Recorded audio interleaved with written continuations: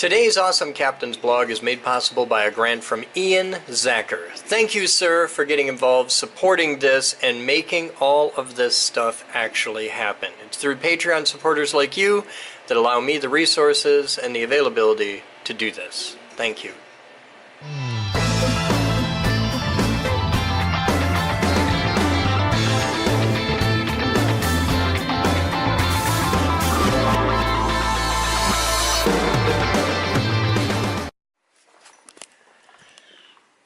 Hi guys, welcome to today's Captain's blog. It's 10:18 hours on 6/27/18. It's 68 degrees and raining outside. I'm Chris Boden and you're not. Also, I got the Mark V, let me take a look here. What are you? The DSC RX100 Mark V. This is the new camera I got a while back. I'm really happy to have the camera, but the Mark II, like the Mark V will do the high-speed video stuff, which I've never used this camera for. We have an Edgertronic.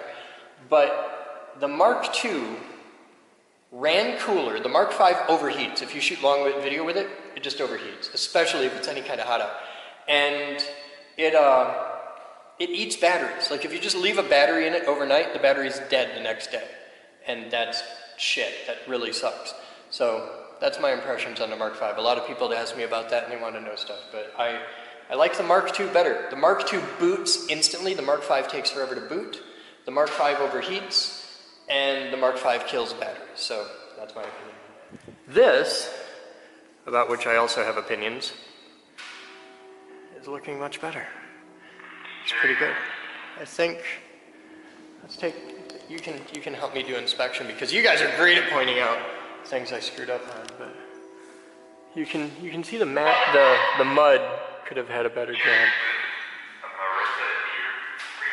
But as far as paint goes, that screw up went away. You can't see that at all.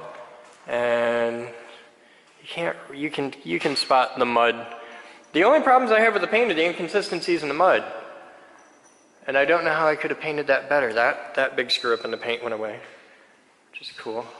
I had a big screw up there. Watch the video, you'll see it. It might be on the video.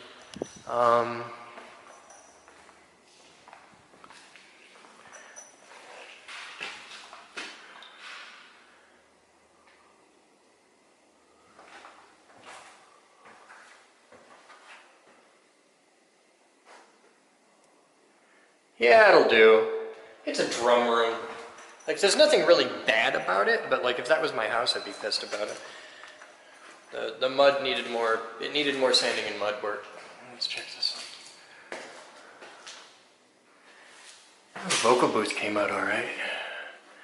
In this room, you won't really be able to see much of the walls anyway, so it doesn't really matter. Because the vocal booth is a vocal booth, and it needs to be drier than a popcorn fart, super acoustically dead. So yeah, I think, which means the walls will be covered in Oralex and stuff. So I think we're good. I think we're going to take down masking, which is cool. Next thing I gotta do is paint that with the black and yellow, but I gotta find the old paint.